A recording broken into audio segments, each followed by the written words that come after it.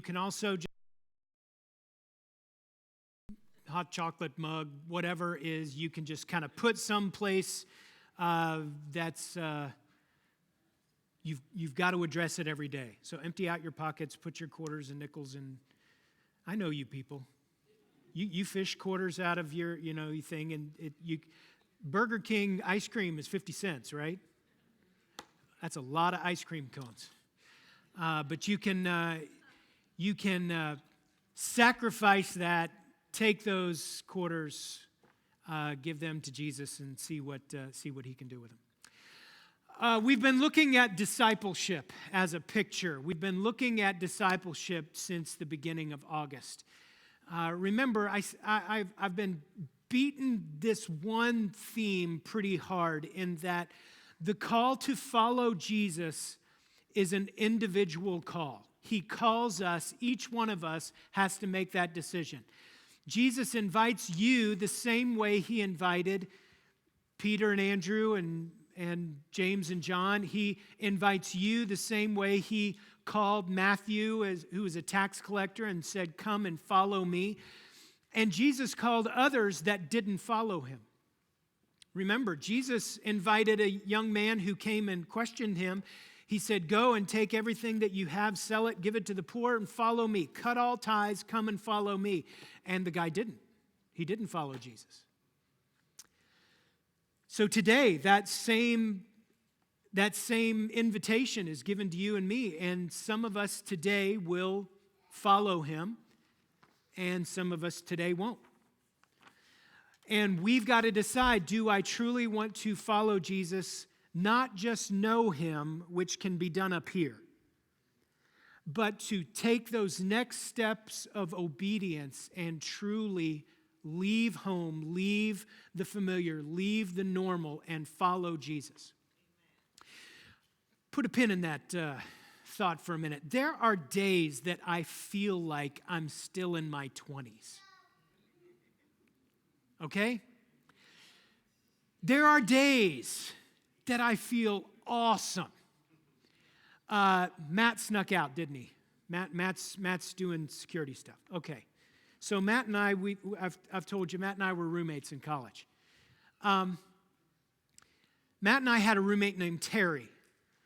And about once every 2 or 3 weeks, Terry would go, Rich. I mean, he didn't just talk like that. It was the middle of the night. I forgot to tell you that. Rich, are you awake? I am now, yeah. Let's go get a chili cheeseburger.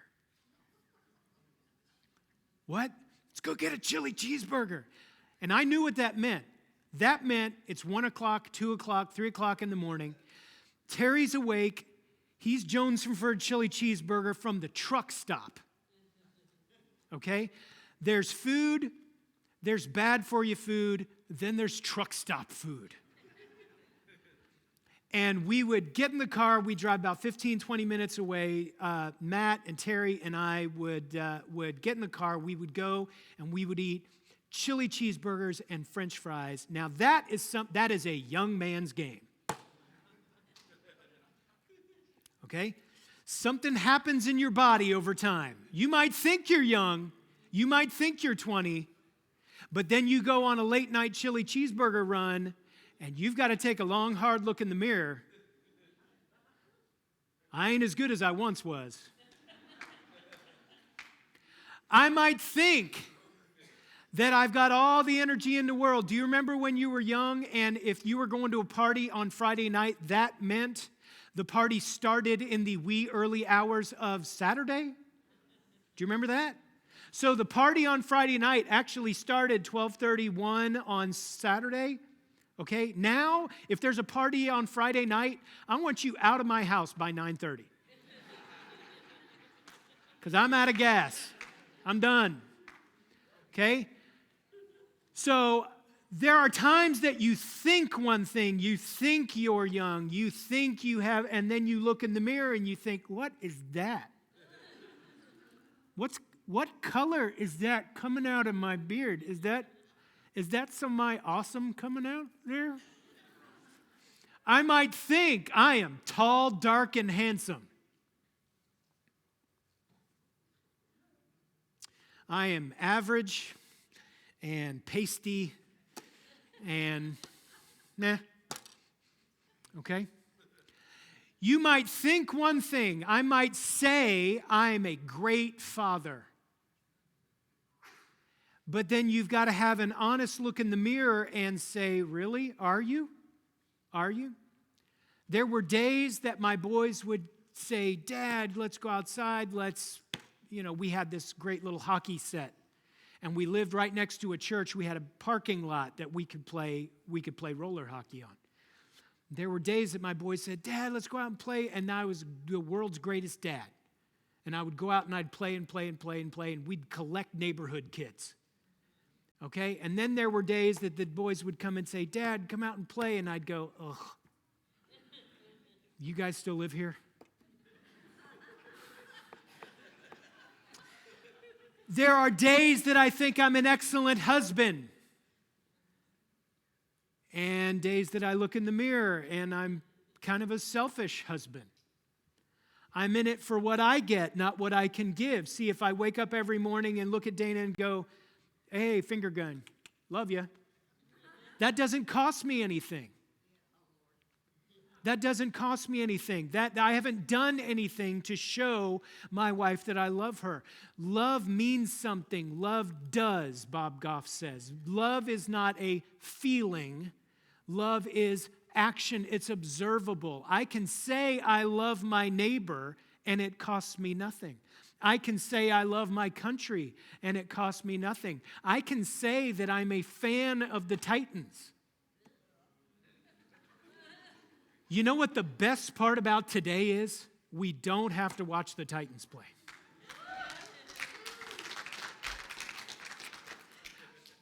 There are times that we make statements about ourselves, but then we've got to really honestly look in the mirror and see if what comes back in the mirror reflects what we say we're about.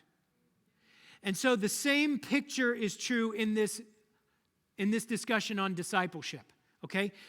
There is a delineation, there's a difference between being a believer and being a disciple. And we've just been hitting that really hard these last few weeks. A believer can happen in a moment. And the believer, that's where we all start, right? Jesus talking to Nicodemus, he said, you've got to be born again. For God loved the world so much that he gave his one and only son, that whoever believes in him should have eternal life. Belief, that can all happen up here. I decide that I believe that there's a God, that God has a son, Jesus, that Jesus went to the cross for my sin, and I can know him, and I can be saved, born again. That's being a believer.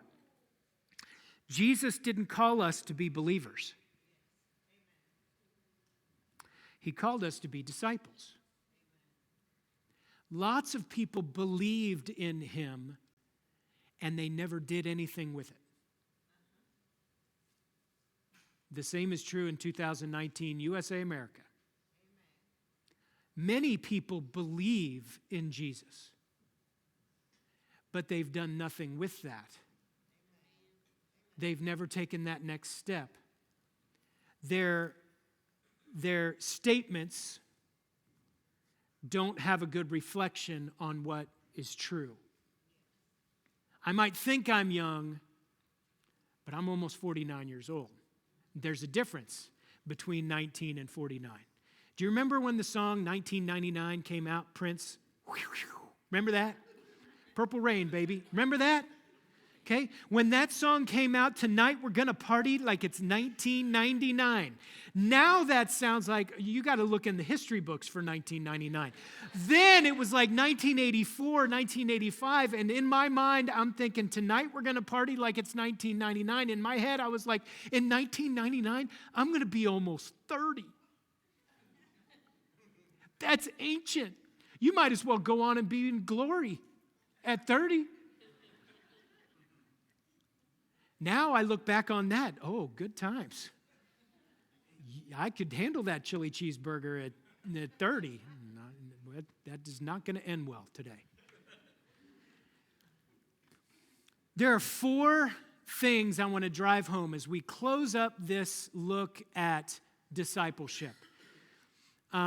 They've been called 4 pillars, okay? You know, big ancient Roman, Greek building is built on pillars. The roof won't stay up without these pillars. There are 4 pillars that discipleship rests on. There are many, but I want to drive home 4, okay? So I want to share these with you this week and next week, but I really want them to hang in there with you. And as we talk about these things this week and next week, I want you to take a look at yourself in the mirror. Because what we say about ourselves, oh yeah, I'm a disciple of Jesus, I'm a follower of Jesus. Really? Because words are pretty cheap and feelings don't cost you anything. But to truly be a disciple means you leave the nets, you leave the boat, you leave your father's household, and you leave and you follow Jesus. It changes everything. And it does the same today as it did with Peter and Andrew and James and John and Matthew and the other disciples. So there are 4 pillars, and if you're a note taker, this is built for you. Okay, ready? The first is this. Turn to Matthew chapter 22. Would you stand up with me as we read from God's word this morning? Matthew chapter 22, starting in verse 34. Matthew chapter 22, starting in verse 34. Hearing that Jesus had silenced the Sadducees, the Pharisees got together. Jesus had a discussion with one group of smart Jewish believers, and then he got another one. One of the Pharisees, an expert in the law, tested Jesus with this question, "Teacher, which is the greatest commandment in the law?" Now, the Pharisees love to talk about all the laws of God and love to compare them and love to rank them. And so naturally, they would come to Jesus, this whippersnapper from out of town who thought he was a great rabbi, and they said, "Okay, Jesus, if you're so smart, tell us what the greatest commandment is." Jesus said, "Love the Lord your God with all your heart, with all your soul, and with all your mind. This is the first and greatest commandment." And that's true then, and that's true today. And the second is like it. Love your neighbor as yourself. All of the law and prophets, right down to today, 2019, all of God's law can be boiled down to those 2 things. Love God and love your neighbor. In John chapter 13, verse 34, he says it a little bit of a different way. As Jesus has gathered his disciples, his closest followers around, and as they are eating the Last Supper, right before he is betrayed, right before he goes to the cross, he says this, verse 34, "A new command I give you. Love one another." It's a little bit different. The first Jesus said, love God and love your neighbor. This says love one another, love each other.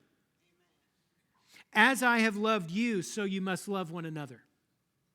By this, if you love each other, by this, everyone will know that you are my disciples." There's our word. There's our word. "By this, everyone will know you are my disciples, if you love one another." This is the word of God for the people of God. Thanks be to God. You can be seated. So, do you? Do you love him? Do you love him?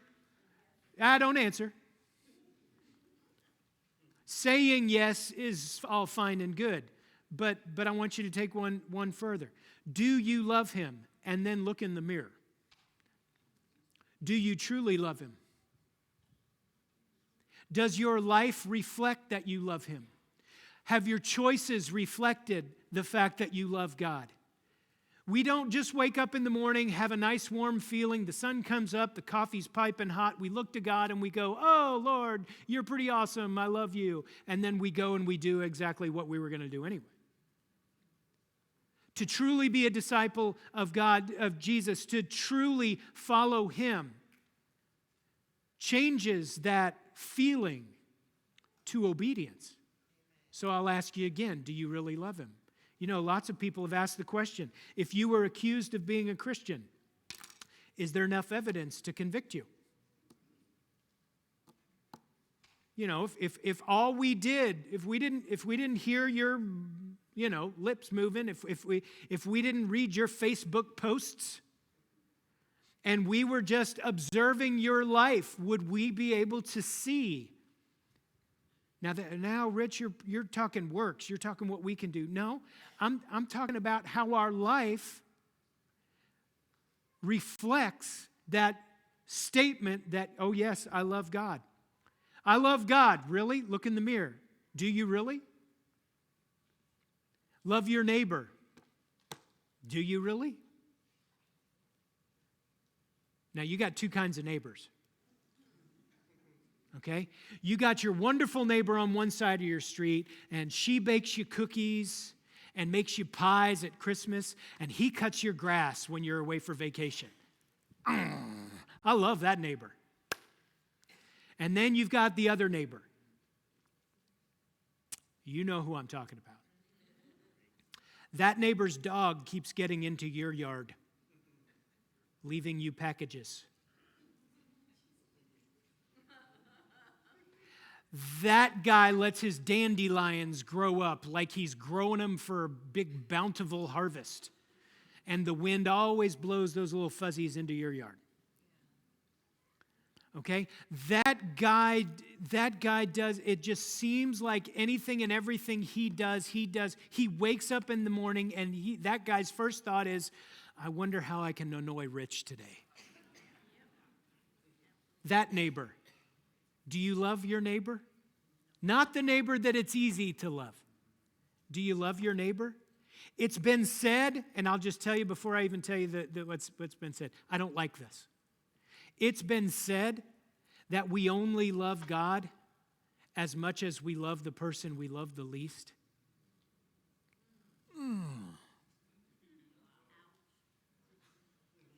I don't like that. I love it when I love God as much as I love the person I love the most. Christine's easy to love.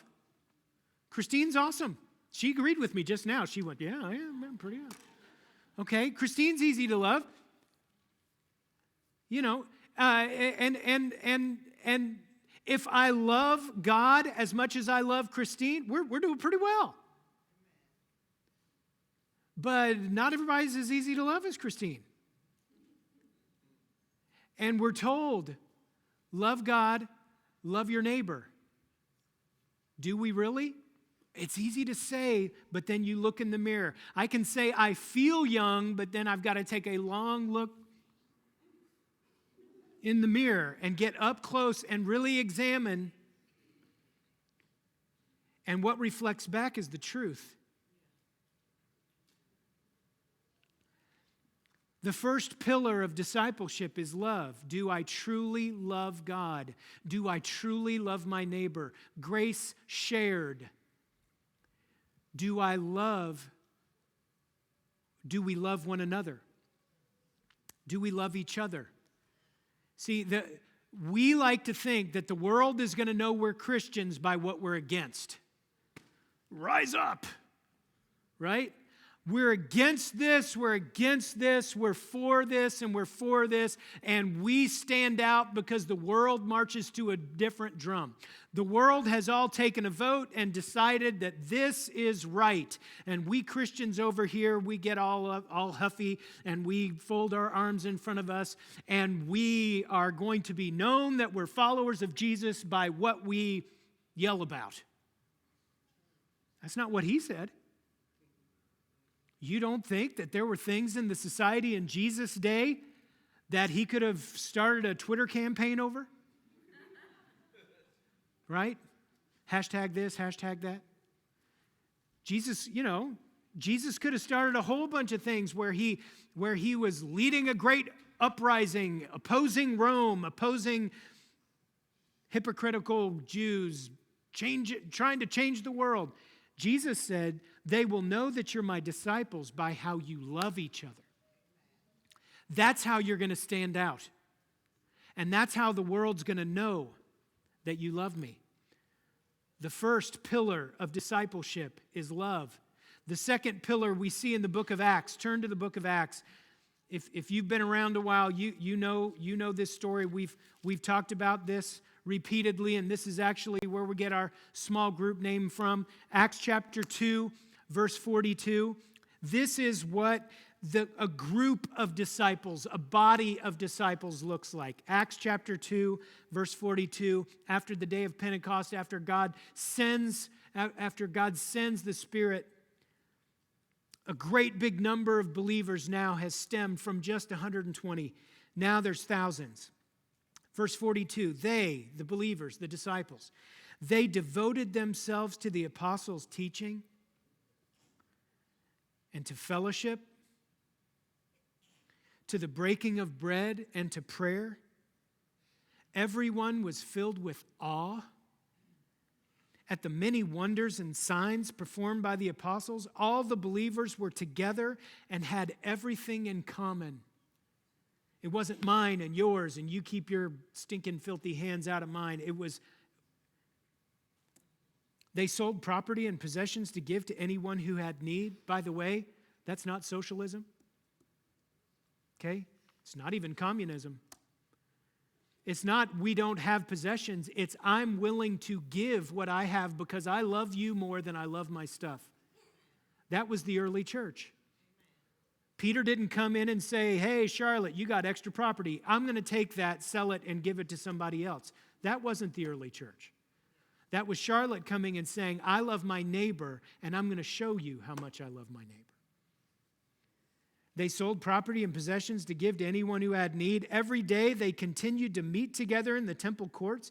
They broke bread in their homes and ate together with glad and sincere hearts, praising God and enjoying the favor of all the people. And the Lord added to their number daily those that were being saved. You know why? Because people wanted to be a part of a group like that. One of our revival speakers this week said, we as Christians, we don't have very good reputation out in the world because we've dropped the ball a lot. We've not been what we should be. We've not loved like we should love. We've been vocal sometimes for the wrong things. We've had the wrong attitudes. We've been very self-righteous. But if the world doesn't really have much use for Christians, the world really does. At the end of the day, they kind of like Jesus. They're fine with Jesus. So the problem isn't necessarily Jesus, it's how we have reflected Jesus.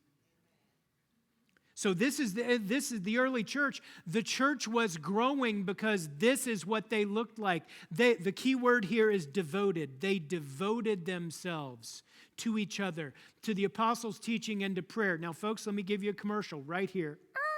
Let me give you the commercial for our small groups. We're kicking off our small groups. We're going to have a leadership meeting on Sunday. We've got folks that have volunteered and said, yes, I'll host. Yes, we'll lead a group in our home.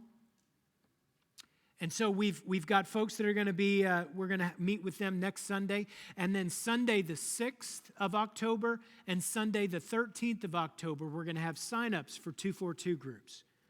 And yeah, 242, we didn't dream this up. It comes from Acts 2:42. They devoted themselves to the apostles' teaching and to the breaking of bread and to prayer. So we're going to have small groups kick off. And so after church, in between services on the 6th and the 13th, you can go out in the foyer. We're going to have our small group leaders out there. You can meet some of them that maybe you don't know. You can sign up. We're going to be signing up, folks. So by the end of October, our small groups are going to be going. Now, let me let you off the hook. You don't have to be a part of a small group, our 242 groups, to be a disciple. But I would encourage you to be a part of a group somewhere. We've got a group of men that meet at 5 o'clock. I think it's on Wednesday mornings. 5 o'clock every Wednesday morning. Did you know that there were 2 5 o'clocks? I don't like the early 5 o'clock. I like the late 5 o'clock because that means I get to eat. I don't like the early 5 o'clock. We've got a group of men that meet on Tuesday night at the coffee place. We've got a group of women that meet on Thursday nights at the coffee place. We've got CR that meets on Friday nights, Celebrate Recovery. We have groups all the time that are meeting. And frankly, if you don't like any of those groups, please start one. Seriously, the invitation, get a few believers, get together, love each other, pray for each other, read God's word, talk about it, and build each other up, encourage each other, hold each other accountable. Everybody needs a tribe. It's so easy, people. It's so easy to come in, park your car, walk in, do the 30 horrible seconds of obligatory shaking hands, and then disappear. It's easy to come in, be here, and leave. And folks, if you eat once a week, your bodies aren't going to work very well. And if we come in and we think spiritual thoughts, and we come in and we sit in one of these chairs and we do the stand and sit and bow head and shake hands and such, and then we leave, and we do that once a week, we're not going to operate like we should. We need a group. We need a tribe. We need a people that we go on a little bit of a deeper level.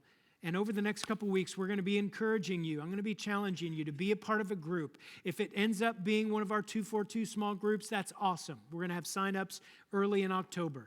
We want to make those available. But folks, I don't come to your house, beat in the door, grab you by the ear, and drag you to sign-ups. We don't do that. But disciples devote themselves to each other. And I want to encourage you to be a disciple. That's the second. One more.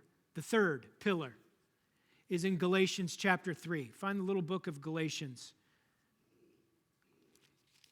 Galatians chapter 3. Paul's writing this to the church. And he says this. Galatians chapter 5, verse 22. The fruit of the Spirit. The fruit of the Spirit is love, joy, peace, forbearance, patience, kindness, goodness, faithfulness, gentleness, and self-control. The fruit of the Spirit in your life. The fruit, not meaning what we produce, meaning what God produces in me. If I receive the Spirit, if I have Jesus living inside of me, you know how you're going to know? Because it comes out. You know, if you've got an orange tree, you shouldn't have to put a sign out in front of your orange tree that says, orange tree. You know how you know it's an orange tree? It's got oranges on it. Isn't that awesome? You don't have to advertise that. Now, if you've got a tree and it says banana tree in front of it and it's got oranges hanging off of it, something's wrong. Either something's wrong with the tree or something's wrong with the sign. See, we can advertise one thing, but then when we look in the mirror, it's something completely different. If I say I'm a disciple of Christ and my life does not produce love, joy, peace, patience, kindness, goodness, faithfulness, gentleness, and self-control, something's off. Something's off. If I'm not a person that loves, not because you're lovable, but because God loved me and I've been commanded to love you. Not with my love, but with His. If I don't love, if I'm not a person of peace, I tell you what, you want to change the world? Just try spreading a little peace. Because we live in a broken, destructive, conflicted world. And if you want to stick out, love your neighbor and be an agent of peace. Some of us Christians just love to stir the pot. We just love to bring stuff right back bubbling up to the surface. We just love to stir the pot. There are times that it's appropriate that we do that, but I think we enjoy that a little bit too much. We're told to be agents of peace for the Holy Spirit inside of us to bring that out. The third pillar is what the individual disciple looks like. If the greatest commandment is to love, and what we look like together is found in Acts chapter 2, they devoted themselves to the apostles' teaching and to prayer. The third, what the individual looks like, is found in Galatians. We are a people of love, joy, peace, patience. Are you? Well, look in the mirror. I'm a person of patience. Really? Really? Love, joy, peace, patience, kindness. Look yourself in the mirror. Look hard. Not what you say about yourself, not what you think about yourself, but what the mirror shows you. And there's a fourth pillar. Come back next week. I'll tell you. Right now, we're leaving it kind of tilty, okay? 4 pillars, love.